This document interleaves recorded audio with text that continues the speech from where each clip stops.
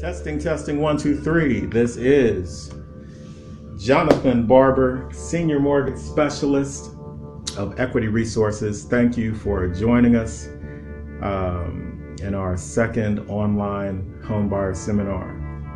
As our commitment to the public, we are doing these free educational seminars to let our community know about credit repair, homeownership strategies, real estate tips and techniques.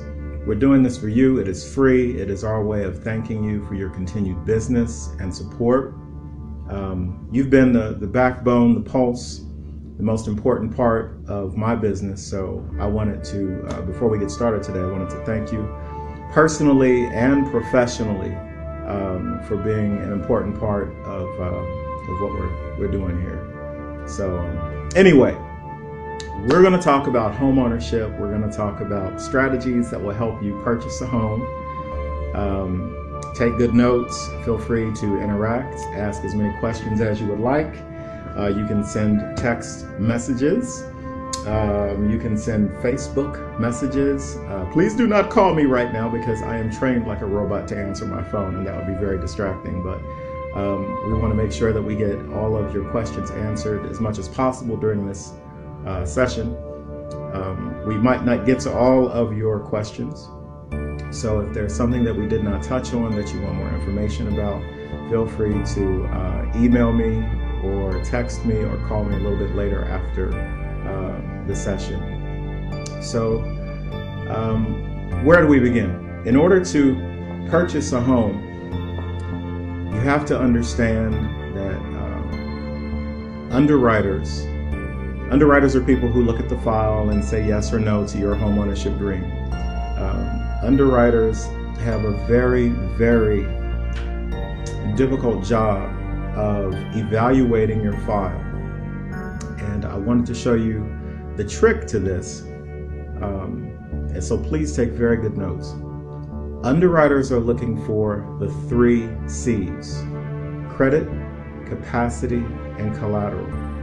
We're going to spend the majority of our time today talking about credit, but I wanted to touch on the other 2 to help you understand what the underwriters are really looking for. I mean, it's a really tough job. In my career, I've had some really great underwriters who are great people, and they pull me to the side and they say, JB, you know, this is wrong with the file, or this is wrong with the file, and this is what you need to do to improve it. So over 15 years, I've become a little bit of an expert after talking with great underwriters like Sherry Polka Dot. I'm not going to say her last name because I'll get in trouble because she's not my underwriter anymore. She was the underwriter at Union National. Great underwriter. I have the JB team here at Equity Resources, and I have a few other really strong underwriters, all of whom help me help my clients purchase homes. And this is what the summary of all of their advice is, and I wanted to share it with you. So 3 C's: credit, capacity, and collateral. What is capacity? Capacity is your ability to withstand financial strain. And by that, I mean your employment history. Do you have a billion different employment gaps and part-time jobs throughout the majority of your last 3 years? That's not good.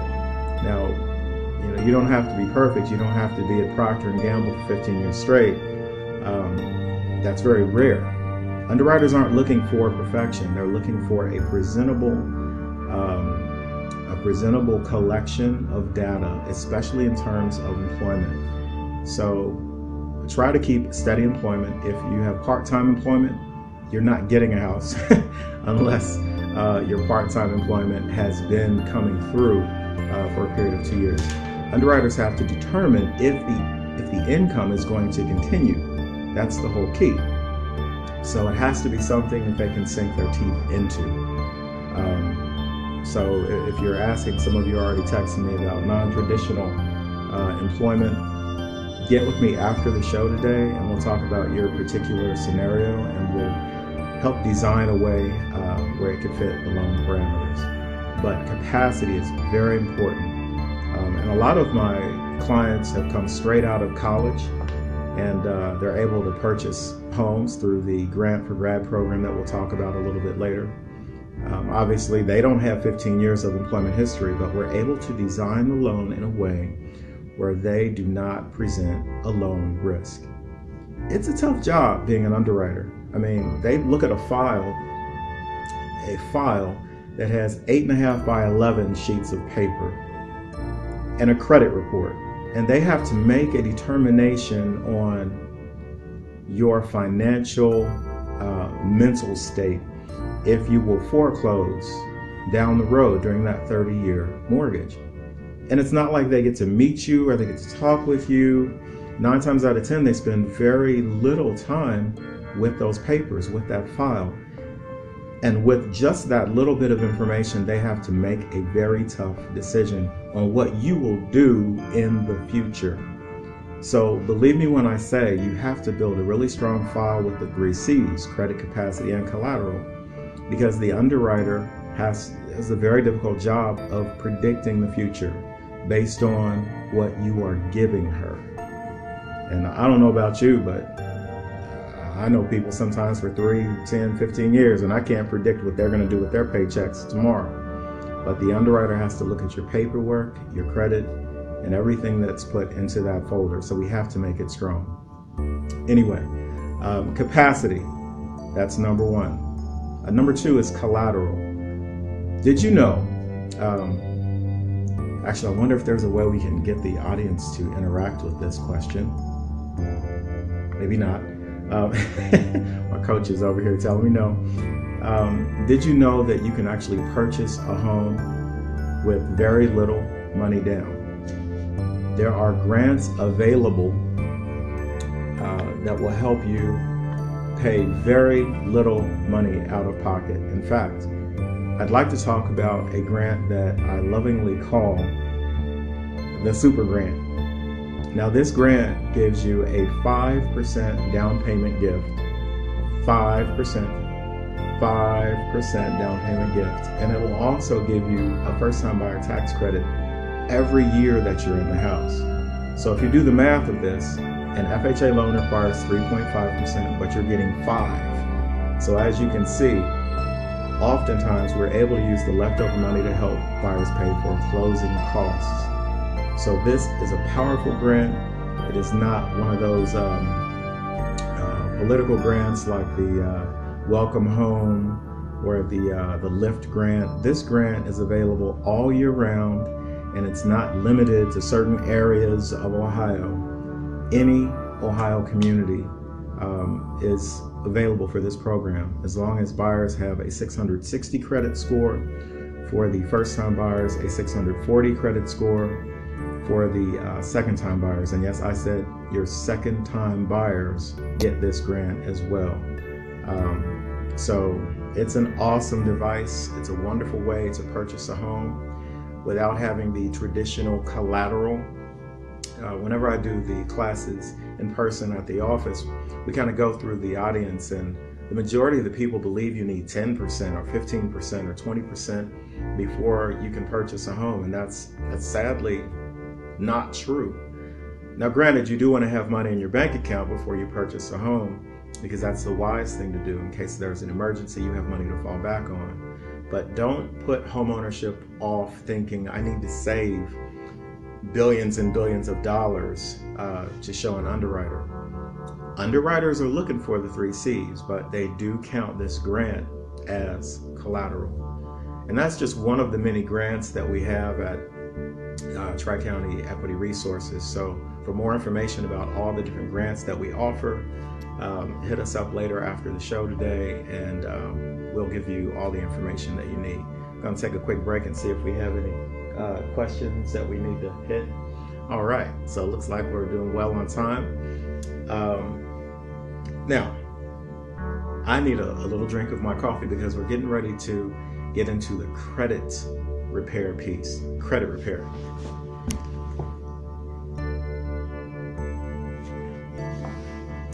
How we doing, Coach? All right. Let's get back in the middle. Okay. Anyone want some coffee at 8 o'clock at night? Okay. Credit. Before we start talking about credit, I know that this video is going to be bounced around at least 1,000 times. So it's going to hit many different people who have many different situations, many different circumstances. So let me say this first and foremost. No one is perfect. Bad things happen to good people. I'm a living witness. I had a great, super duper great credit score. Fell on hard times, got a divorce, and my credit score shot down at least 120 points. And I employed the strategies that I'm going to teach you. I use those tips and those strategies to get my score to where it is now. So we have to first and foremost realize that just because you might have a 400 credit score, that doesn't mean you're a bad person. It just means you fell on hard times. But use this information to get yourself back on track and to get back on the journey toward homeownership. You can do it.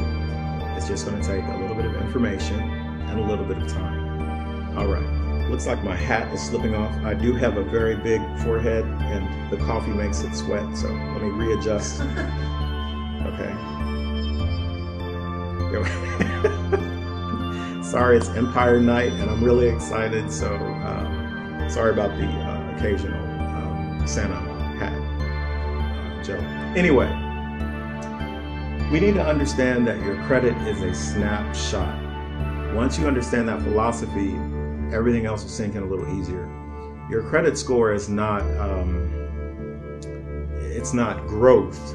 It is a short snapshot of what you are doing with your credit life at the particular time the credit is pulled.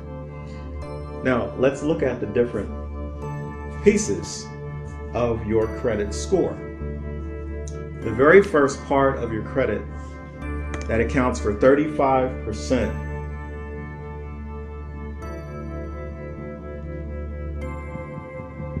is payment history. Oops, I'm on the wrong leg. There we are. Can everyone see that? Payment history. That accounts for 35% of your credit score. So obviously that's the biggest part of your credit score. Actually, I guess I should have drawn that a little bit better. 35% is more than a third. I apologize. I am a Cincinnati public graduate, so let's make sure we have those fractions right. Pay your bills on time. 35% is the biggest factor in building your credit score. So adjust your budget accordingly. If you miss a payment on a credit card because you forgot to put it into the mail, your score could drop significantly. Heaven forbid it's a car payment or a mortgage payment, you're looking at easily a 50 to 75 point drop in your credit score. So you have to pay your bills on time. I know it sounds simple and hopefully not insulting, but bad things happen. We all totally get that, but you have to prioritize your payment history as the number one thing, okay? Number two,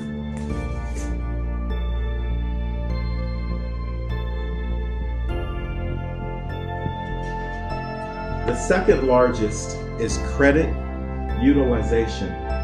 Credit utilization. How much do you owe on your bill? Now this, people, is the biggest thing, and technically it's 30%, but really it's the most important thing you can do to get your credit together. Now, when we're learning about credit scores and social security numbers and whatnot, there's the myth, keep your credit under 20% utilization. And it's true. That's great. But if you really want to see a tremendous credit increase, pay your credit balance down to $1. Pay your bill down to $1 and keep it there for a couple days. Go buy groceries, pay it down to $1. Keep it there for a couple days. Go buy gas, pay it down to $1. Why pay it down to $1? Why not just keep it under 20%? When the credit snapshot is taken, for whatever reason, it's going to produce a higher, a more rapid increase. And yes, I stole this idea from Continental Credit, and it works. It's great. But keep your balance as low as possible, but ideally $1. there's a glitch in the credit reporting system where some credit card companies feel obligated to report very quickly when they see 1.00. So pay the bill down to $1. Now, the opposite of this is, if you had a 700, in my case, 750 credit score, and you have to rely on credit cards for a while, then you're maxing out your cards. You're going over that 20% utilization and close to 70% or 80%. You're going to see a tremendous credit score drop. So keep your utilization down as low as humanly possible. And we know, sometimes things happen. It's the holiday season, and sometimes we need to go get Christmas gifts or whatever. But keep your balance down as low as possible. And for great results, keep it at $1. I'm going to slow down here for a second and see if we have any questions that we need to hit. What's the difference between $1 and 0? Great question. Someone asked the difference between $1 and 0. Both have great results because you're keeping your credit utilization down. And credit utilization accounts for 30%. So you're going to see great results either way. But I'm telling you, I've helped hundreds and hundreds and hundreds of clients build their credit by telling them to get their score down to 1.00. And usually they'll see a very, very quick increase in the credit score by doing that. But yeah, 0 is great, but try and get it down to $1 to take advantage of that glitch in the system. Great questions. All right. Length of credit history accounts for 15%. Length of credit history. So, true story. I'm a big fan of Credit Karma. I don't know if you're on Credit Karma, but if you want me to help you get your credit together, download the Credit Karma app. The Credit Karma app is going to give you regular weekly updates, and it's going to tell you what your score is doing on a constant basis. And we can use that as a target to help you get your credit together, to help you get a house. So download the Credit Karma app. So true story, because I watch Credit Karma regularly to get my credit to its peak. There was one particular point in time, maybe 2 years ago, I was watching my Credit Karma after it fell, my credit score fell, and Credit Karma suggested, hey, there's an account that's been open for a long time. It now has a balance. So I was an authorized user on that account. I never touched the card. I didn't even know I had a card, but Credit Karma told me I had an account that had been open for a long period of time that was just used recently. So obviously I freaked out. I'm a loan officer, so credit is my life. I panicked and I called Macy's and I said, hey, what's going on with this? I didn't use this credit card, and they explained that I was an authorized user on a card with someone else whose name we won't mention. So I closed that account so fast. I got my name off of that account so fast. I was just full of rage, and I was so anxious to get it closed because my name is on debt and I didn't get any benefit from that. So I closed it out and my credit score fell. Why did my credit score fall? My credit score fell because I destroyed that life of a credit card that had been open for 5 years. So I cut off the credit history. Does that make sense? Credit history accounts for 15% of the credit score. So don't get me wrong. I'm not saying go open some credit cards, pay them off, and keep them in your desk drawer. That wouldn't be good security. Okay, you need to know what you're doing. You need to have good measures of all of your credit. But what I am saying is you have to be careful. If you have a credit card that has a good shelf life, a good history, keep it open. That's going to help you build your credit score. 10%, my marker is trying to let me know I'm talking too much. It's dry. So 10% of your credit score is because of new credit. New credit. So when you're going out and you're opening up another credit card, that could affect your credit. It's a 10%, the importance of it is 10%. So you want to have a blend of credit, but you want to be careful not to overextend yourself. You don't want to have 15 different credit cards because that actually does pull your score down. Along with that, new credit being 10% of the credit score, you don't want to have excessive credit inquiries. I had a gentleman who was referred to me by one of the counseling agencies, and the gentleman was calling me to get a grant. He had 35 credit inquiries within 3 months. 35 credit inquiries. In fact, the inquiry sheet was longer than his credit report. He's not getting a house. He's not going to get a house for quite a while because his score took such a beating that it'll take a long time to recover. So yes, get a second opinion about home ownership. Get a, maybe even a third opinion. Go to 3 banks or whatever, let them pull your credit, 2 or 3. But understand that every time someone pulls your credit, your score can drop. So you want to be very careful with new credit. Especially when you're close to 640. Especially when you're right on the edge, because these grants are very credit score sensitive. The super grant needs a 660. So if you know you have a 660, call me. Don't let anybody else pull your credit because that can hurt your score. If you're at 659, Columbus is not going to give you a break. And 640 for the second time buyers. If you know that's your score, let's get moving right away because your score can drop whenever you go open up a Best Buy account. So be very, very careful with the new credit. So, a question. Question. Student loans are deferment. How do I get my score up with these ones? Oh, great question. I don't know if you guys heard Vanna, but student loans. Student loans, wow, we could talk about an hour, and I would definitely drink something other than coffee when we're talking about student loans, but student loans are good and bad. Student loans are great as Joe consumer because sometimes you can get them deferred. So that's wonderful. But remember what I said at the beginning of the session. I said your credit score is a snapshot. So look at it this way. And this is the example I always use when I do the classes. If you walk into my office today, you will see a weight bench in one of the office rooms. No exaggeration, well, not a weight bench, but an ab lounger bench.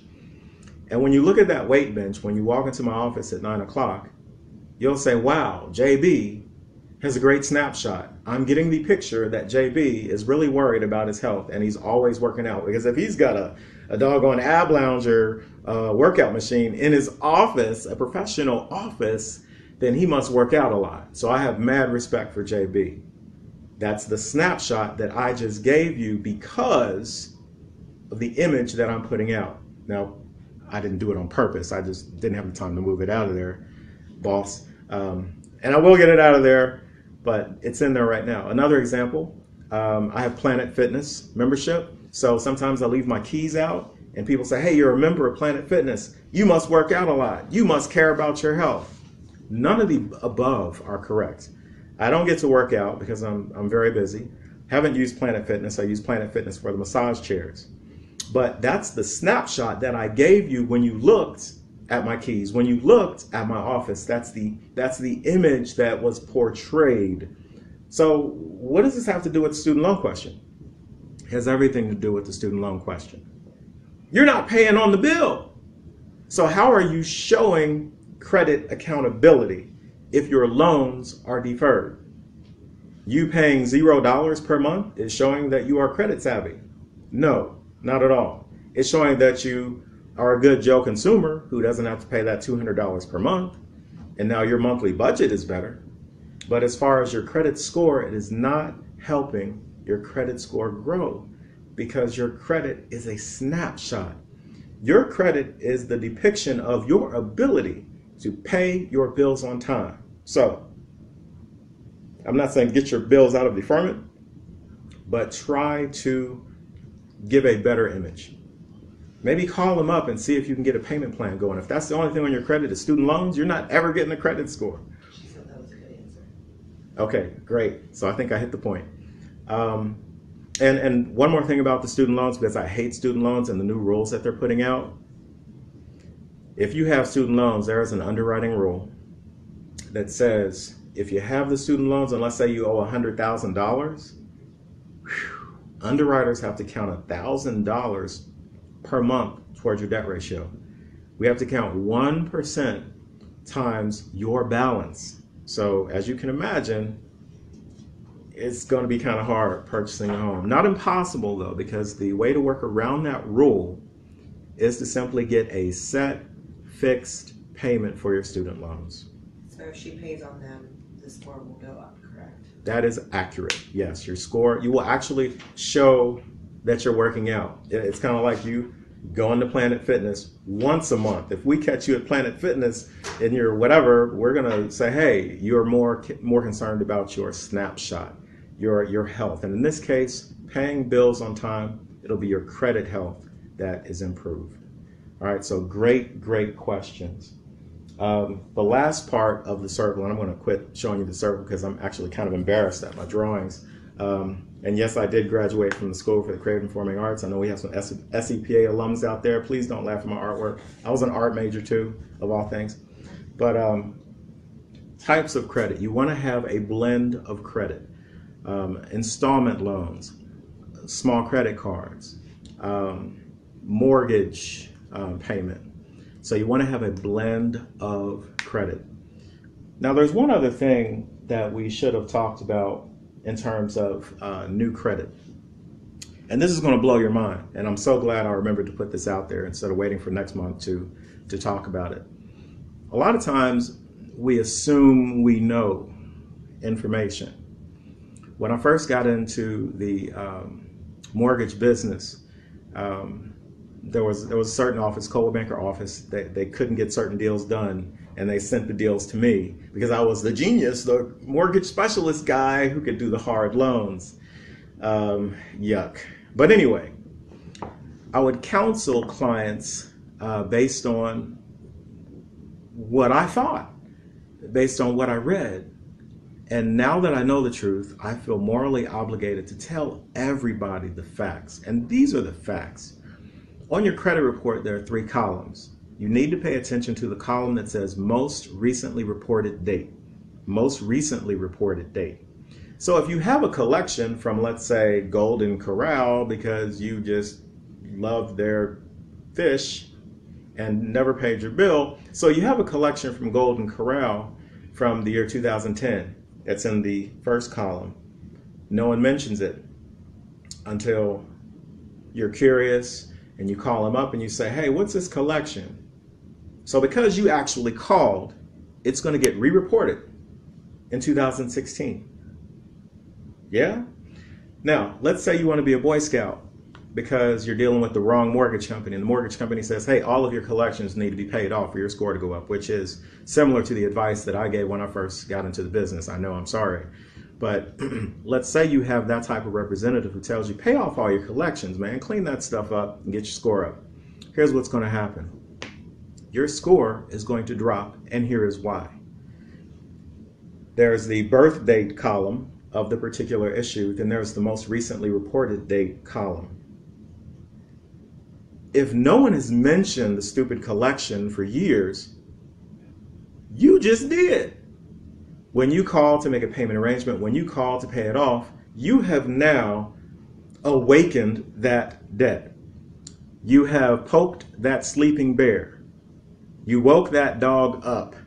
And now guess what's going to happen to your credit? It's going to get reported 2016 December in that column, which is going to cause your score to drop. Real stuff. And this, of course, I was taught this by an Equifax representative who came and shattered all of our minds with this information, and it's true. For the last 6 or 7 years, I've been helping many clients improve their credit by 80 points, 100 points, 200 points, just with that little bit of information about letting sleeping dogs lie. And of course, paying down balances to $1. So be very careful with how you try to fix your credit. Please replay this video because I know we covered at least a billion different things on the credit repair, on the collateral, and on the capacity. But most importantly, remember, bad things happen to good people. You're going to get your house. Play back this information and apply these strategies, apply these techniques. I'm in a house right now, a new house, third house, as a result of everything that I teach, as a result of disciplining myself and just realizing that I'm going to make mistakes, but I'm going to work hard to achieve my goal. And I know that some of you who are listening to this video right now, you're already pre-approved with me to get the super grant. And I take my hat off to those of my clients who are watching right now and who are following this game plan and who are going to close. But anyway, we could talk for hours and hours and hours about all the different success stories. But instead, we're going to end it now. I would say next time that you have a home buyer seminar, that you talk about what to expect out of your agents, what to look for when you're buying a house, home inspections, things like that. Excellent questions. For those of you who didn't hear the question/statement, it's been recommended that we hit on some of the other topics, including how to pick a realtor, home inspections, and things of that nature, because home ownership is more than just the 3 C's. I mean, you can have all of the 3 C's, and if you have a really bad real estate agent, you're not getting a house just because you picked the wrong real estate agent. Sometimes you can have all the 3 C's, you can close on a house, and I'm certainly saying this with deep sympathy because it has happened to some of my clients recently. Because you had a bad home inspection, your house is now flooded. Or there's mold growing out of your bedroom wall to the point where you have to sleep at a Motel 6. So yeah, we'll add more topics as we do these seminars, and it's our goal in the year 2017 to do Financial Fitness Fridays, where it'll be more entertaining, more fast-paced, and we'll really focus in on a unique topic every Friday. So thanks again for all of your continued business and support. Like I said before, you guys have been the heart and soul of our business. If it weren't for you, we wouldn't be here today. So I take my hat off to you, my shiny bald head. Thank you for tuning in. Feel free to share this video. We're going to have another video in January 2017. Happy holidays, happy new year, and thanks again for your continued business and support.